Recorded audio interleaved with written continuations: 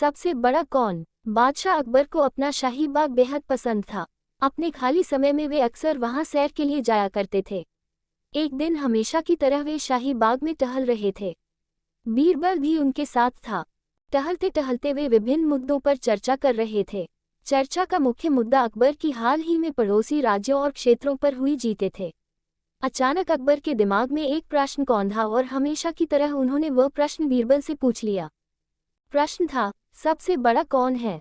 दिल ही दिल में अकबर की चाहत थी कि बीरबल उसकी जीतों के बारे में बखान करे और साथ ही उसकी बहादुरी और नेतृत्व क्षमता की भी।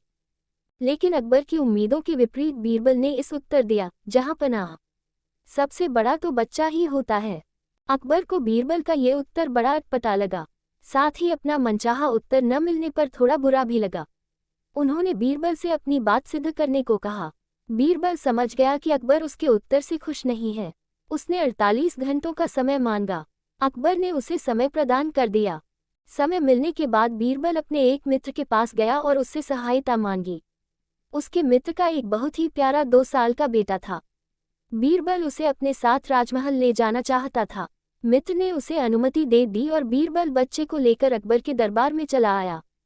बीरबल के साथ एक प्यारे से बच्चे को देखकर अकबर बहुत खुश हुए और बीरबल से उसे अपने पास लाने को कहा। जब बीरबल बच्चे को अकबर के पास ले गया तो उन्होंने उसे अपनी गोद पर बिठा लिया। बच्चा अकबर की गोद में बैठकर मजे से खेलने लगा। अकबर उसकी बालक्रीड़ा देखकर हंसने लगे। कुछ पलों के लिए वे राजपाट की सारी चिंता भूल गए और उस बच्चे के साथ का आनंद लेने लगे। अचानक खेलते खेलते बच्चे को जाने क्या हुआ कि उसने अकबर की मूंछें पकड़कर खींच दी। बच्चे की इस हरकत से अकबर दर्द से चीख उठे। उन्हें बहुत गुस्सा आया। वे बीरबल पर चिल्लाने लगे, बीरबल, तुम इस गुस्ताख बच्चे को मेरे दरबार में क्यों लाए हो? इसे अभी यहाँ से ले जाओ, नहीं तो हम इसे सजा दे देंगे। बीरबल को ये समय सही लगा अपनी बात रखने का। वह बोला, जहाँ पनाह, मैं ये बच्चा अपनी बात सिद्ध करने के उद्देश्य से लाया था। आप मेरी बात समझे या नहीं? इस समय ये बच्चा आपसे भी बड़ा है। यदि ऐसा नहीं होता तो इसमें इतनी हिम्मत ही नहीं होती कि ये आपकी मूंछ खींच सके। इसकी जगह कोई और होता तो उसकी आपको तकलीफ पहुंचाने की जरूरत ही नहीं होती और यदि वह ऐसा कर भी लेता तो जिंदा नहीं बचता।